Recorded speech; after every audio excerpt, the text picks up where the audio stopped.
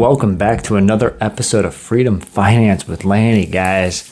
And tonight or today, we're actually going to get into and dig into what I refuse and don't spend my money on.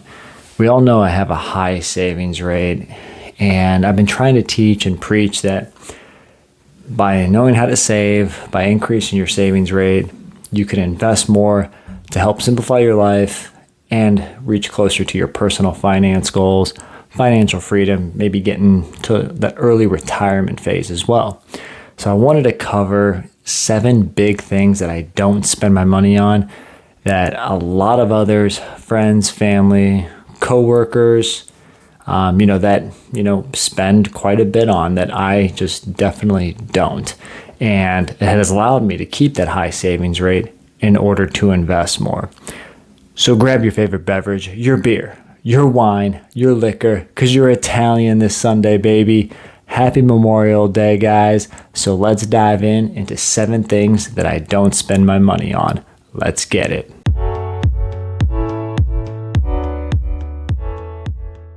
All right, well, first, guys, let's talk a little bit about entertainment. Not really, going to a show or going to a concert or going to a Cavs basketball game or something like that. Let's talk about streaming services. Now, I'm not here actually to start off by saying I don't spend money on streaming. I'm guilty as charged. I have a Netflix and Amazon account. Now, they're shared and split amongst a few family members, reducing the cost down quite a bit. But we have 2. We have Netflix and Amazon, right? There are a ton more out there, especially if when you get into the sports era, right? NBA TV. Are you going to have the baseball, Bally sports? Are you going to get cable just so you can watch a couple more? Are you going to get, Peacock and pay that subscription to watch the one game, et cetera, et cetera? That's something that I just don't do, and I will refuse to do it. Simply because, hey, it's almost like when you had cable. Do you really need something more on top of what you already have? So with Netflix and Amazon, I feel like I am tapped out right there. We get a few other free subscription services, but we don't really pay for anything else outside of Netflix and Amazon. And those are, you can say, subsidized by other family members as well.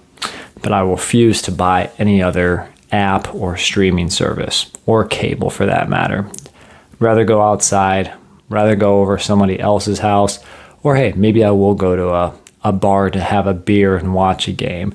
I'd rather do that versus being tied into a subscription service. Number 2, guys, comes down to really like the health benefits as well as the cost. When I just went through a bunch of my monthly budget and income, my income and expense tracking worksheets over the last few months, and I've realized we only do takeout / restaurants 4 times a month, guys. So we only do it 1 time essentially a week.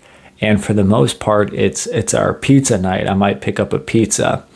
I feel like, it saves a ton of money. Not going out for dinners, not meeting up friends and family for a quick bite, a quick drink, maybe a late night bar scene. It's just, not in my deck of cards. I'd rather have something a little bit more intimate, maybe come over, chat, we'll make dinner. And it's just healthier, overall. I mean, you can't sit here and argue, oh no, going out to, BW3 3 nights a week during the NBA playoffs is the best for your health. Probably isn't, even though those naked tenders are pretty good. But we really reduce the money we spend and by not going out to eat. We just choose not to. It's just, my wife and I, it's harder with the toddler as well. If you know.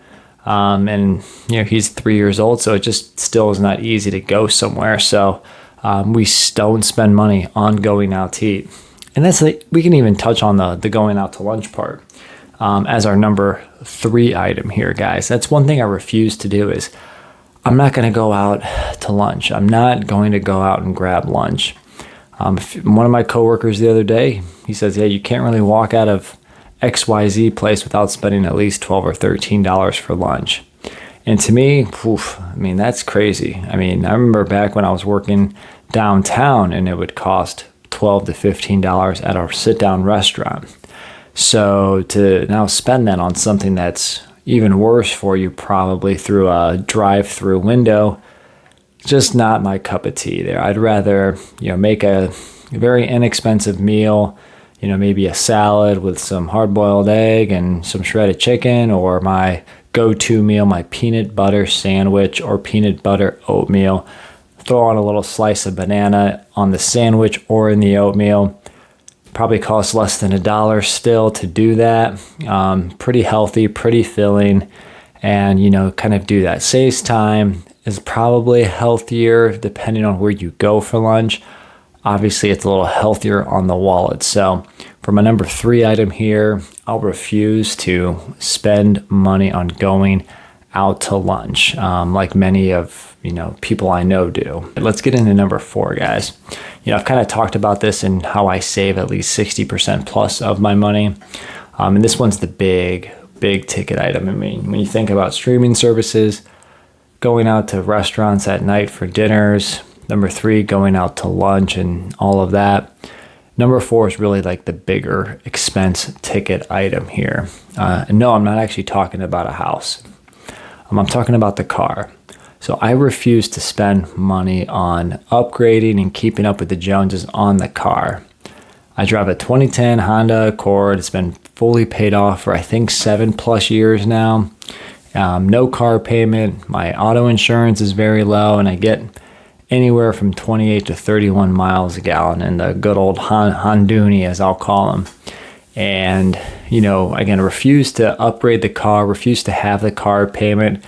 A lot of things. It just isn't my thing, right? I mean, gets me from point A to point B. If I had a choice, or if I had a lifestyle or a life that was set up, I would not have a car. I'd rather walk, bike, run, or take public transportation if I could. Cleveland, Ohio, now working in Cleveland itself is not the easiest for the public transportation route. But yeah, I refuse to have that nice luxury car or that newer car. Because, hey, if you have one, chances are that your insurance is also higher. Repairs probably still are costly, just like a used car. But I know a lot of people that spend anywhere between $400 up to about $1,100 a month on their monthly car payment. And I don't even know what their insurance costs are like on a monthly or semi-annual basis, guys. So what do you think about that? Are you spending money on cars, or would you rather save that and put it towards your house or put it towards your investments? Let me know in those comments below. But that was number 4, guys. Again, we've got 3 more items here, but number 4, don't spend money on cars. $167,000 Honda Accord is doing just fine for me. Number 5 actually is funny because it's actually in some of my headlines, taglines, and it's not because I don't, but let's talk about beer, liquor, and just drinking in general. I'll have a beer here and there. I'll have my red wine here and there. I don't drink too often. I don't drink alone. Some weeks I don't have a drink. Some weeks I'll have a beer. Some weeks I'll have a glass of wine. My wife's a pretty big lightweight. If she's watching this, she'll probably get pissed at me. But because she is, even if we crack a bottle of wine or pop a bottle of wine, chances are we're not finishing it all in that one sitting. And in fact, it would take us over a month to drink a bottle of wine, just because of how infrequent we do it. And I'm not one to really just drink a beer or something by myself. So if she's not having one, I'm not having one. Or if my friend's over, or if I'm somewhere and they're not having one, I'm not sitting there just doing one by myself. So I don't spend a ton of money on drinking. Now, I know it can get expensive. Obviously, if you're having a beer a night or 2 beers a night, I know if you're starting to go through a 6-pack or 12-pack a week, call that anywhere from $10 to $20 a week on beer. And if you're drinking a bottle of wine or a couple bottles of wine a week, depending on your favorite bottle, that can get expensive as well. And liquor is in its own pretty much category after, on top of that, when you think of your bourbons, your scotches, your tequila, all of your other, beverages that you might be partaking in can get more expensive outside of the beer and wine category. So don't really do it. And I'm not one to really plan on Friday night to go and have drinks there as well. If I do, it's usually a beer. I'm good. I'll spend my $5 to $8 on one drink. I'm just mind my own business and watch a game, enjoy somebody's or some party's company. But I'm not one to just drop a ton of money on beer and liquor. And hey, I think my body, the mind, my health, my fitness obviously appreciates that. But curious on your guys' take there. All right, number 6, guys, let's get into it. We got to really start diving in here, guys. Number 6 is about technology, phones, all of that. I'm not one to constantly want to upgrade every single thing every single year when the hottest, newest, best item comes out. Filming this right now on a 4-year-old smartphone, I believe. So, going on 4 years strong, and hey, hasn't missed a beat. The TV that I have downstairs in our family room is probably 12 years old, give or take a year. I'll throw a picture up here if you guys want to check it out. It does just fine. It works. It connects to, we've got a smart device that we paid separately for that allows us to watch the Netflix, watch the Amazon. It actually at one point had Netflix and Amazon built in, but it lost its support, hence why we had to go to the device. And then the second TV, we only have 2 TVs in my house. Yes, pick the jaw up off the floor. The second TV in the house is still probably 11 to 12 years old as well in our basement. So we have a total of 2 TVs in the house, one that probably gets watched less than 10 times a year for sure. And the family room TV, though, is one that is used probably on a daily basis. But again, one that is well over a dozen years old. Just haven't had the need or desire to upgrade it. Again, not to say new technology isn't bad. I've got no Apple Watch, no Fitbit, no Garmin watch, Samsung watch, Google watch on the wrist. Again, pretty vanilla when it comes to technology. I do most of my stuff on a Chromebook, and, again, I keep it pretty darn simple when it comes to technology, and it works for me. So I'm saving probably anywhere from $1,000 or thousands of dollars when you think of a TV, a computer, a watch, a phone. I mean, you can get into the thousands of dollars just to keep up with technology. And again, I've been doing just fine. What's the latest piece of technology that you have upgraded or done that has actually added a lot more value? I've debated on the fitness watch simply because I run a lot, I work out a lot. Would love to kind of look at my pace and heartbeat and, sleep and stuff like that. But just curious, what's your the best value ticket item that you've bought recently in the technology realm? Here's the 7th one. Maybe it's a boring one, but constantly updating the wardrobe. I'm not one, 10 years ago me would have loved clothes. I loved updating the wardrobe, getting new suits, getting new dress shirts, new ties, new dress pants, new shoes, you name it. I used to love that. I used to go to Nordstrom Rack a lot. When I would travel, I would go out to their clothing stores and come back with new business clothes. But that was about the 10-year ago me. And guess what? Those same clothes that I bought 10 years ago, I'm still wearing. I haven't bought a new suit probably since the last wedding that I was in. I've been in a lot of weddings, so I probably have a few from just weddings alone. Haven't bought new dress shirts in years. So I'm pretty much, most of my wardrobe that I wear on a daily basis is anywhere from 5 to 10 years. And I'm actually looking at this shirt right now. It's actually from my younger brother. So I don't know if you call that it's not a hand-me-down, but is it a hand-me-up? He says he's never worn it. It just wasn't his style. So he gave me this shirt. So you guys tell me, is it a hand-me-up or a hand-me-down? If it comes from your younger brother, let me know in the comments. But, don't try to spend a lot of money on clothes. Once it gets worn out, I'll either, if it's still in good condition, I'll donate it. If it's in terrible condition, I will throw it away and then see if I actually need a replacement.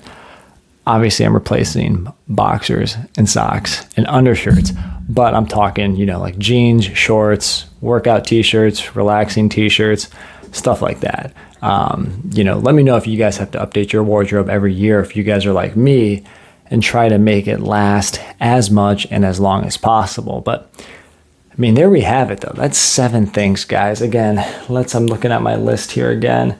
Streaming services, kind of limit those to as little as possible, as few as possible. We feel like we get the bang from the Amazon because of shopping, deliveries. We buy some things a lot for our toddler when we need something that's important for his health because he's got some dietary restrictions.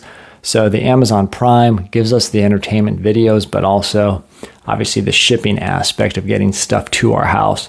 Netflix, they've always got some really good stuff on there. We're watching Suits or rewatching Suits from when we watched it live about 10 years ago. So, Suits is a great show. When it comes down to takeout food, restaurants, we just don't do, or if we do, it's actually pretty inexpensive because it's usually a pickup pizza night.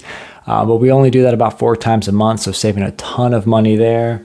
Third, going out to lunch, which is kind of a parlay on number 2. I just don't do it. I'm saving a ton of money every single day by packing that lunch, PB sandwiches, again, PB and oatmeal, cars, not having a car loan for, almost a decade now. Again, it works perfect. All that extra savings goes right into investing, less insurance costs, and it's a Honda Accord that I drive. So, the maintenance on it is fairly simple, and most auto shop places are very well experienced with Honda Accords. Next is drinking, beer, liquor, you name it. Just don't drink that often, so don't have to, the less you consume, the less you have to purchase, as well as, my palate isn't as, expansive, so I'm not buying the highest priced items as well. You give me a nice red stripe because it reminds me of my honeymoon with my wife out in Jamaica, I'll be just happy. And then when it comes to technology, again, we have only 2 TVs in the house, old phone, a basic computer here that's, a few years old as well. Try not to replace it as often. Don't have any fitness or watch or smartwatch or any other smart device. Again, just kind of limit the times that we have to upgrade our technology until, hey, maybe it burns out on us, right? And then lastly, the wardrobe, again, number 7. Don't upgrade to upkeep and to be flashy. I wear it for comfort, my style, and hey, as long as it's still lasting, I'm still wearing it, guys. So those are the 7 things that I refuse to spend money on that helps me keep the frugal lifestyle, save as much as possible, keep investing as much as I personally and, as much as possible here to try to get to financial freedom sooner, guys. What do you guys do? What are some things that you refuse to spend money on that helps you save as much as possible, invest as much as possible, and build that portfolio up as fast as possible? Let me know in the comments, guys. And if this helped you kind of rethink about what you are spending your money on, and if you're trying to say, oh, wow, maybe I should cut back on here, or maybe I should look into reducing something there, that's the whole point of this video, is just to teach you areas where I save as much as possible in order to do as much as possible, guys. So like the video, subscribe to this channel. Thanks for rocking with me, and I'll catch you on the next one.